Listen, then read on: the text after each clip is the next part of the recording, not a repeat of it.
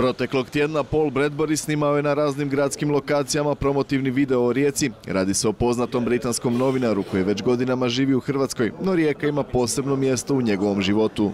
My impressions always when I come to Rijeka are fantastic. My very first impression was 18 years ago when I was here for the birth of my first child. So Rijeka will always have a special place in my heart because of that.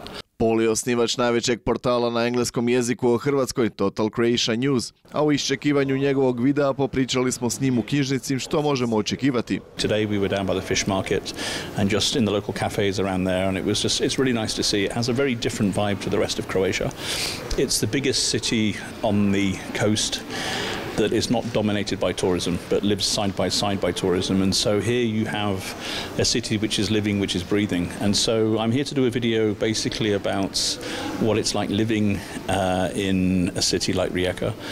We're interviewing some expats who live here, have lived here for several years, to get their impressions about why they've chosen Rijeka as their home. Sudeći prema dojmovima koje je objavljivao na svojem Facebook profilu, Rijeka ga i dalje oduševljava. I was here 5 years ago for the first night of Rijeka 2020, which was one of the best nights I've had in my time in Croatia. It's always been a city that's felt a little bit different. It feels a little bit like Manchester on the Adriatic. I'm from Manchester. We have that industrial past. Kako to često biva, stranac nam otvara oči gdje točno živimo i ono što uzimamo zdravo za gotovo. And what I really want to bring out is that there is so much more to Croatia than tourism, and there are cities like Rijeka which have so much personality, and a lot of people don't really know what Rijeka today is about. There is a stereotype of it's red Rijeka, that it's industrial, that it's anti-establishment and so on. But what I found today is a really fascinating collection of personalities, things to see, things to discuss, and it's been an absolute joy walking around. Iako je više puta bio u Rijeci, otkrio je i čari Trsata. I honestly thought Trsat was only a castle and a shrine. I didn't realize it was a beautiful, it's a really beautiful little place up there. I really enjoyed that. Uživao je u gastronomiji na najvišoj razini do one lokalne na tržnici. Spavao je u hotelu s 5 zvjezdica i na botelu, a zatim je istražio i noćni život sredinom tjedna, pričajući sa strancima koji žive i rade u Rijeci, zašto su odabrali grad koji teče za svoju luku. Zanimljivo je i kako je Paul odabrao Hrvatsku za svoj dom. So I came because I was living in Somalia, in Somaliland, in East Africa, working as a humanitarian aid worker, and I just sold my house and I was looking for a place to live, and on CNN there was a reclama, Croatia, the Mediterranean as it once was, and I looked at that and I looked around Somalia and I thought, what am I doing here? So I ended up buying a house in Hvar. Promovira hrvatski turizam od 2010. godine na malo drugčiji način.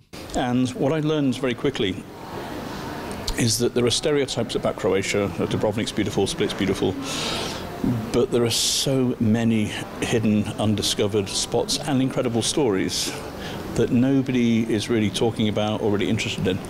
And so I'm just a very curious person, and so we went to Labin a couple of weeks ago. I came away totally blown away. Prošlogodišnje otkriće mu je Novska, a posebno je zanimljivo pratiti njegova putovanja vlakom kroz Hrvatsku. Trains are my passion.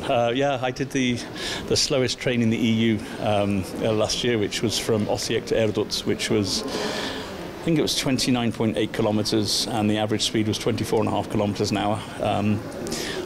That's like the fastest marathon in the world. The guy ran at 21 kilometers an hour, so it was quite. Ovoga ljeta planira posebno putovanje vlakom od Osijeka do Splita koje će trajati 15 sati, ali će biti puno sadržaja. Zanimljivo, još nije probao putovanje vlakom iz Rijeke ili u Rijeku. Not yet. This is maybe another challenge to take on next time. You recommend it for? Yeah. No, preporučio je i nama nešto. And for me, there's a lot of negativity in Croatia. You guys are world champions at being negative, and of course there are lots of problems here, but the biggest problem for me is not the emigration, it's not the corruption, it's the default negative mindset, and you guys refusing to acknowledge there's anything positive in your country.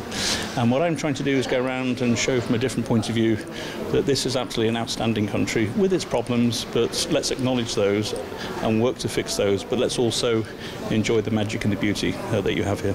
Nema sumnje kako će i sami Riječani otkriti puno iz njegovog filma, jer nema sumnje kako bi na neka pitanja odgovorili negativno. You can look at anything in Croatia with negative eyes, and a lot of people do, or you can try and look at the bright side. And I'm perfectly aware of all the problems, and I employ people. I have all the bureaucracy issues as well, but I much prefer to surround myself with positive people.